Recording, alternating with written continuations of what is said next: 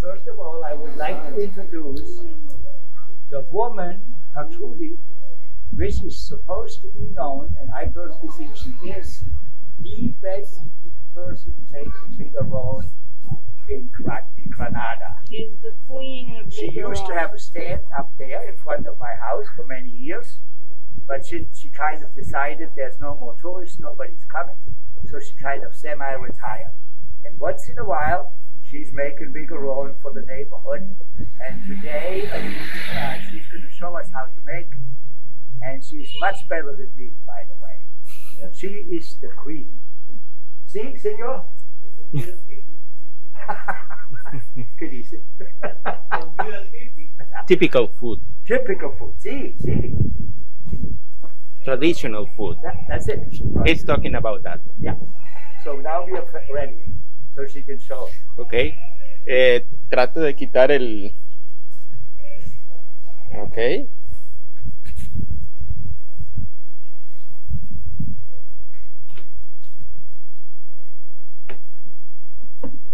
Ask her, you have to ask her how many Vigorones you think she made in her life.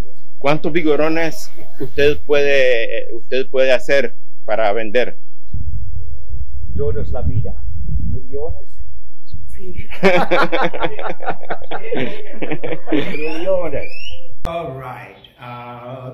Like we saw at the beginning of the video, we visited a lady who lives next to us. Her name is Gertrudis. She used to have the greatest stand of chicharrones, which are this, right in front of my house.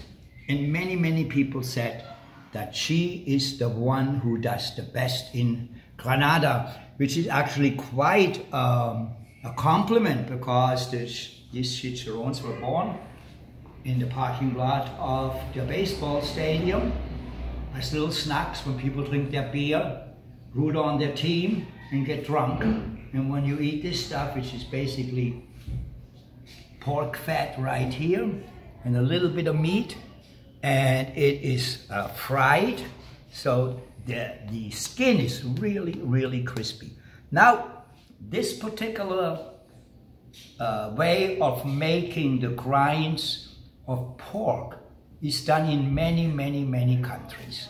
All right. When I was a child at the village and we butchered our pig, the wife of the household used to cook some of the leftover little pieces of meat which was not usable, and she fried them in the pan. It was basically very much similar like this.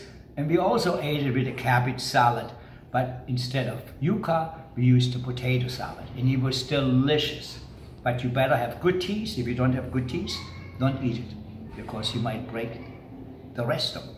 So just how do you say, a little fun talking about the chicharrones. All right, one of the main ingredients when you do chicharrones is the yuca. And the yuca is basically just boiled, all right? And then you take it out of the skin. Some people cook it in the skin, some people cook it out without the skin. It's up to you. And then you kind of coarsely mix it up. And the only thing what you add to it is some salt. If you like to add some pepper to it, go ahead and do it, and some lemon juice. I mean, you know, recipes are always there. You can do your thing with it, you know. So don't just say, oh, it's only salt, I can't do anything. No, you can do anything you want. All right. But the reason it sticks together so well, because there's tons and tons of starch in this particular vegetable. So it sticks together. I used to do yuca potatoes in the United States, and we put fresh lobster in there, fresh lobster meat, and it was absolutely delicious. The next thing we're having is the mimbro. It's right here. It is kind of very acidy. Now, what you can do with this particular thing, you can put it, traditionally, you can put it right into your coleslaw, which you see is very finely sliced. And the success of this particular coleslaw is that you use the vinegar from that small banana. And I explained it to you how you do it in one of my videos. And it's called the guineo. And I made a whole video about talking about how guineo is produced. It is a wonderful vinegar. It's not as vinegary than some of the vinegars in Europe. It has a light sweet taste to it, and it's delicious. So that's another main ingredient. And then the other thing is the chili Congo, right here. You see? Now, if you like it hot, add a whole bunch to it. If you don't do it. Just add a few of them to it.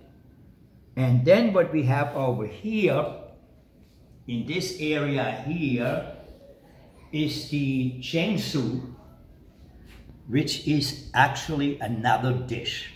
But it is traditionally served very similar like the chicharrones.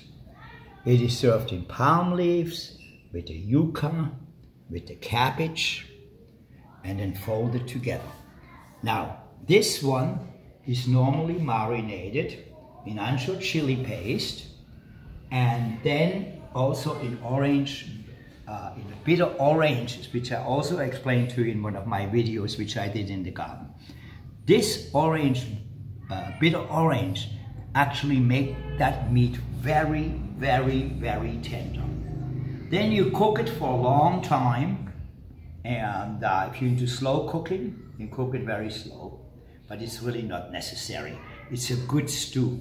And I mean, it's absolutely delicious. I mean, look at this, it just falls apart, and it's tender and superb. Now, what we're going to do is we're going to put one of these dishes together, all right? So what we're going to do, we are going to do the chicharrones, all right? And what you do is you take palm leaves. These are actually leaves from the Guinea palm. You lay it out like this. Then you put another one like this.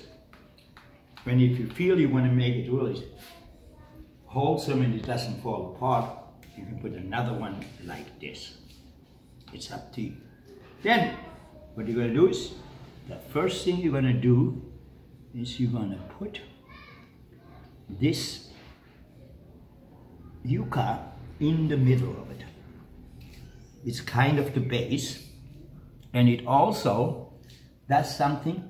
When you put the cabbage and cup later on, it will soak the juice from the cabbage in there.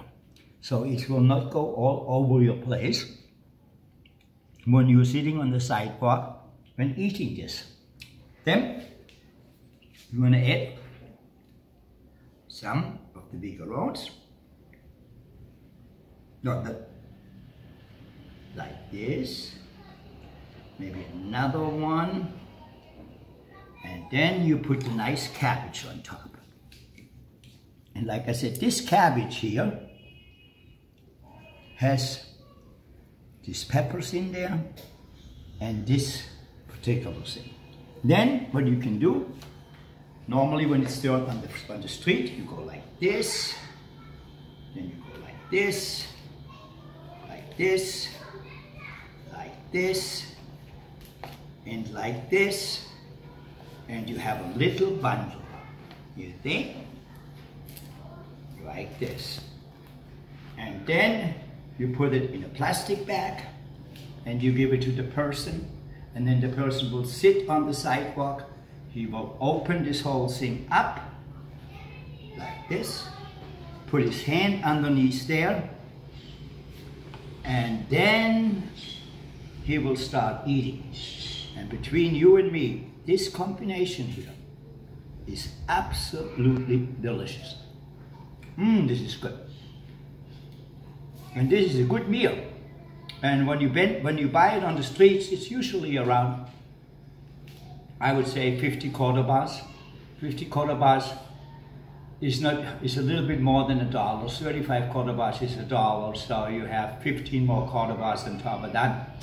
It's maybe $1.30 or something like this. And it's a healthy, wonderful meal, because everything you have in there is done on a daily basis, is super fresh. Don't be afraid to eat it on the street.